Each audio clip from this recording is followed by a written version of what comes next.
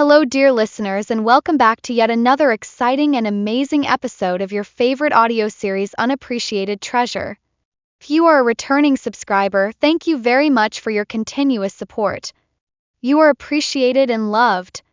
If you are a new subscriber, welcome to the team, and I promise that you will love it here. Please like, subscribe, and leave your thoughts in the comments. Enjoy. Chelsea had just unraveled the cunning scheme Douglas had plotted with Gilmore to swindle Daniel's company. With adrenaline pumping, she headed straight to Daniel's office, ready to spill the juicy details of the conversation she had overheard between Douglas and an unknown caller. Daniel, upon hearing the news, was furious, his face a storm cloud of betrayal, as he cursed Douglas under his breath. Not wasting a moment, he swiftly pulled out his phone and called Hank. Through a few rings, Hank answered with a dull voice that hinted at his exhaustion. "Hey Dee, what's with the early morning wake-up call?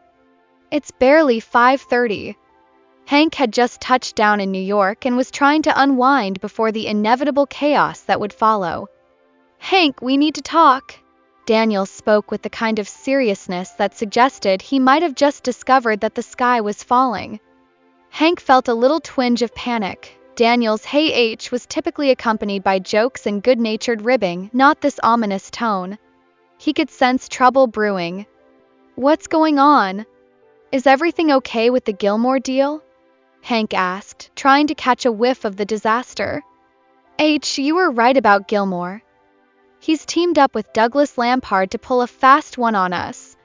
As he spoke, he forwarded the digital documents containing their nefarious plot. A hitch of silence ensued as Hank opened his laptop, his eyes scanning over the French version of the contract. Chelsea, still lingering in the office, glanced nervously at Daniel. "Chelsea, you can head back to your desk. I'll get back to you, all right? And for the love of all that's holy, don't breathe a word of this to anyone," Daniel instructed, his eyes sharp as a hawk. Chelsea nodded, her expression determined. "Mr. Maximilian, don't worry. Not a soul will hear of this," she promised before pivoting on her heel and exiting.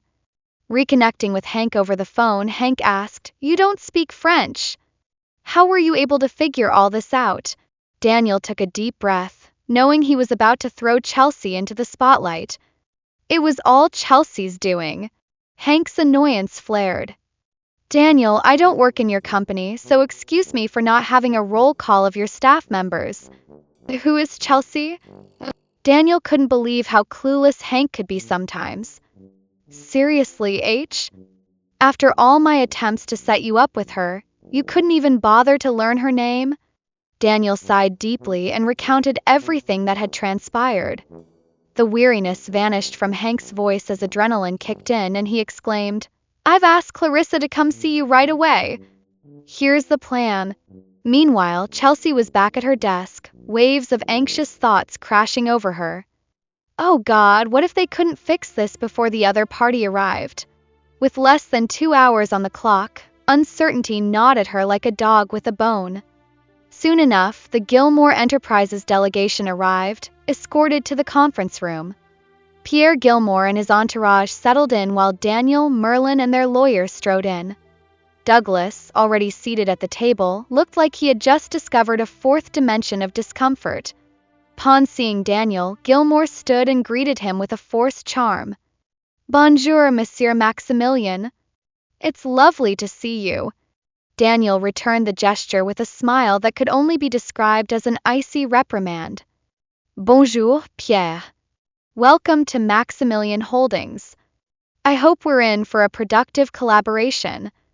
Their hands lingered in one another's grip, tension crackling in the air like static electricity. Just then, Clarissa, one of Hank's top translators, made her entrance, looking as fierce as a lioness in a knee-length white bodycon dress. Douglas's face paled, panic rippled through him at the sight of her. Clarissa Adkins was not just breathtaking, she was an absolute force of nature in the world of translation. Her mere presence commanded attention, causing the other men to fumble over their papers as she approached. Holding out 2 folders, she purred, "Mr. Maximilian, here are the files." After delivering the documents with the grace of a queen, She glided to the edge of the table. Douglas was sweating bullets, his forehead glistening as if he had just run a marathon. Daniel eyed him with predatory intensity, effectively trapping Douglas under his gaze, leaving him no room to speak. "Mr. Gilmore, here are the contracts. I trust we've all scrutinized them since they were crafted by you. We're ready to sign, but if you wish to peruse before proceeding, now's your chance," Daniel stated with the kind of authority that could make mountains quake. Gilmore's interpreter translated with precision, and since Gilmore felt snug with Douglas's assurances, he brushed aside the contract review. "Oui, Monsieur Maximilian. Let my lawyer have a look for a moment," he replied with feigned nonchalance. As soon as the lawyer examined the added clause, he turned to Gilmore, nodding silently. Daniel flashed a triumphant smirk. "Well then, it's settled." He scribbled his signature across both contracts with a flourish, handing them to Gilmore, who followed suit out of sheer compliance. With their signatures exchanged, they both offered hollow pleasantries. "Hope we'll have a fruitful partnership," Daniel said, his grin electric but devoid of warmth. Gilmore, blissfully unaware of the trap set before him, replied, "Indeed, this will be a prosperous year of collaboration."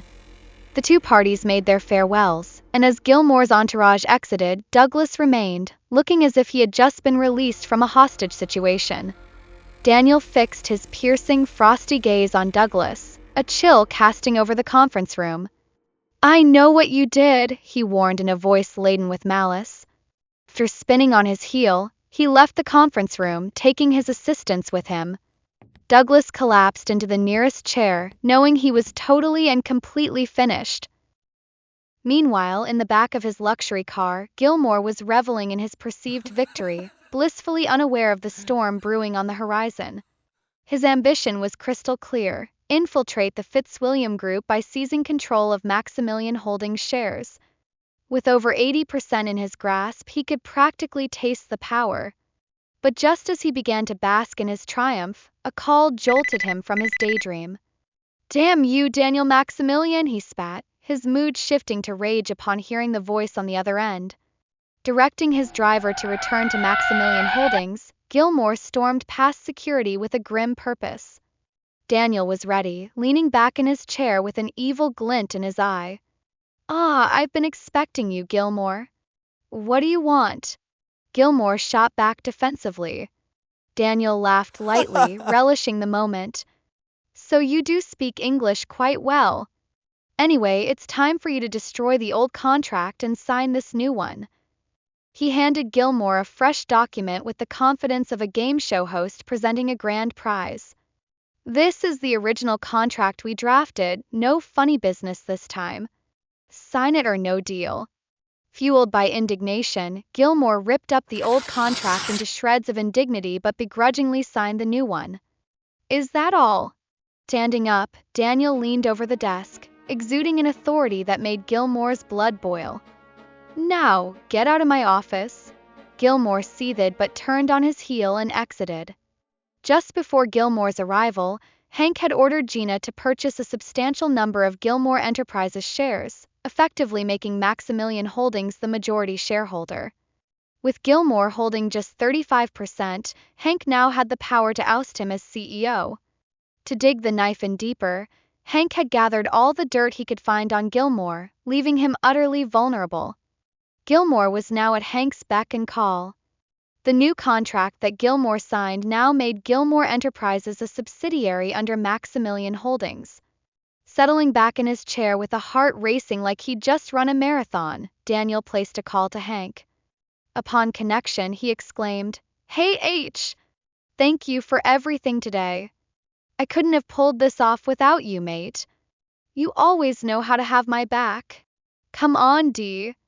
We're family and you're my best friend. You do the same for me. But I need to crash now, got a meeting in 6 hours." Hank replied, a hint of tenderness in his voice. Fast forward 2 months after the Gilmore debacle, and Chelsea had received a communique announcing her as Employee of the Month for saving the company. The reward? An upgrade to full-time employment and dinner with the executives, including the CEO. The office buzzed with excitement, whispers rippling through like wildfire. Chelsea had her head down, engrossed in her tasks, completely oblivious to the news that was going on in the office. Oh my freaking gosh. Chelsea, Erica squealed, her eyes wide with glee. Chelsea looked up, bewildered. Erica, why are you squealing like a toddler? You're disturbing the delicate peace of the office. Erica rushed over to her desk, practically bouncing. You have to check your email. Girl, you are Employee of the Month and you are going to dinner with the executives, including the CEO. Chelsea's jaw dropped as she dashed to her email, her heart racing. Upon reading the communiqué, her face lit up with pure delight. Oh my gosh, after a year here, I'm finally a full-time employee. She was grinning from ear to ear. However, Nicole, who'd been simmering with jealousy in her corner, couldn't help but snap. We all know you've been sleeping with the boss, which is why you keep getting privileges in this promotion. Rising from her seat with fire in her eyes, Chelsea marched over to Nicole, eyes blazing. Nicole, I don't know if you're losing your mind or just trying to push your craziness onto others, but I'm not like you. I don't need to sleep my way to the top or sabotage others to get ahead. So mind your words, or I'll show you just how crazy I can get. She spat, a fierce flare in her voice as she returned to her desk, leaving Nicole's heart racing as if she might just explode. Since Hank returned from his trip to New York, he and Daniel had made a tradition of visiting their special kebab joint every Friday, hoping to catch a glimpse of their elusive mountain fairy. But after 2 months without a single note of her beautiful voice, Daniel's patience wore thin. Come on, H. We've been coming here for 2 months, and all we have to show for it is a growing hankering for kebabs. Just move on. It's been over a year since you met this mountain fairy. Grasping at straws without a picture or even a name isn't going to lead us anywhere. Hank shot Daniel a scowl. If you don't want to come here, then just zip it or go home. Feeling the tension mount like a bad soap opera, Daniel took a deep breath. H, if you're serious about finding her, I've got a plan. Just swing by my office on Monday and we can talk it over, okay? Hank's eyes flickered with a tiny spark of hope. Thanks, D, he nodded. The following Monday, Hank entered Daniel's office, his first visit to Maximilian Holdings. As he and his assistant Gina entered, jaws dropped. He was a striking figure, and his presence had the effect of a celebrity crashing into a mundane gathering. Chelsea was on her way to the reception to pick up some mail when she caught a glimpse of Hank stepping into the CEO's private elevator. The elevator doors slid shut and she stood frozen, an expression of shock painted across her face. Was that really the quiet Genkanag? She shook her head incredulously, convincing herself it must have been someone who looked just like him, and set about her day, though her heart continued to race. In Daniel's office, he was ready for action. So, what's the plan? He asked, excitement glazed over his face. He motioned for his secretary to bring in the special guest he'd lined up. A slender young man entered, greeted by both. Hey H, this is a forensic artist. His name is Charles and he is very good at what he does. I need you to describe the mountain fairy as best as you can, and this talented guy will sketch her. Hank's face lit up momentarily before slipping back into seriousness. He simply nodded, mentally preparing himself. Charles took out a sketchbook, ready to roll. Sir, whenever you're ready, he said, pencil poised. Hank cleared his throat and began to describe Chelsea as vividly as if she were standing right there with him. He poured his heart and soul into it, painting an image of the enchanting mountain fairy from that unforgettable first encounter. Once finished, he glanced at the artist's final product. Is this the person you're searching for? The artist asked. A smile crept over Hank's face. This was exactly the person Hank had been looking for. His beautiful mountain fairy. She is the one, he said with his face beaming with joy. Daniel, distracted by his computer, glanced over and his entire expression froze. Are you certain this is the mountain fairy you've been rambling about? Hank was unwavering, nodding in affirmation. Wow, what a small world. So all this time, Miss Powers has been our mountain fairy. Hank's brow furrowed, a mixture of shock and delight flooding through him. Do you know her? Daniel cleared his throat. Well, I can't say for certain, Daniel replied, scratching his head. But she looks strikingly like Miss Powers. Hold on, let me pull up her file. He shooed away the forensic artist with a quick, "Thanks for your work, Charles. Until next time." The artist nodded and exited, briefcase in tow. Daniel quickly slipped off his suit jacket and accessed Chelsea's profile from their database. Take a look at this, he said, surprising Hank by motioning for him to come over. Hank leaned in, and when he saw Chelsea's picture, a rush of wind seemed to sweep through him. His heart raced as if it were trying to audition for a marathon. Oh my goodness! This is her. My mountain fairy. So she's been right under my nose all this time and I didn't even know. He was so carried away that he didn't realize that he was leaning too close to Daniel. Daniel, who always uses every opportunity to tease Hank, spoke in a seductive way in Hank's ears. Hank, I don't remember telling you I am gay. So why are you leaning so close as if you want to kiss me? When Hank realized this, he smacked Daniel on the back of his head. Ouch, Hank. Why do you always turn to violence all the time? Daniel cried as he rubbed his head to smooth the pain. This will teach you how to control that loud mouth of yours. He plopped back into his chair, all smiles and sunshine. Watching Hank, who resembled a lovesick teenager, Daniel couldn't help but tease. Whoa there, lover boy. Your eyes are blazing with passion. They might just ignite this office. Hank composed himself, adopting a serious demeanor. What love are you talking about? Daniel smirked. Oh, come on, H. This is the same girl I've been nudging you to meet for the past 6 months. She's the intern who saved us from Gilmore's scheme. But Daniel wasn't done. You know what? Since you've been so hesitant, I was thinking of setting her up with Jeremy. They might hit it off. I mean, he's handsome and successful, and he's ready to settle down. I couldn't just let the lovely Miss Chelsea slip away. If I wasn't with Laura, I'd have asked her out myself. Hank's expression morphed from joy to fury in no time flat. He glared at Daniel, his eyes practically shooting daggers. How dare you? The jealousy poured from every pore as he leaned in, his voice a low growl. Daniel couldn't hide his grin. So Hank really likes Chelsea. Finally, he's moving on from that demoness, Alexandra. Daniel thought to himself. You had your chance, buddy. I even suggested it, but you turned a deaf ear.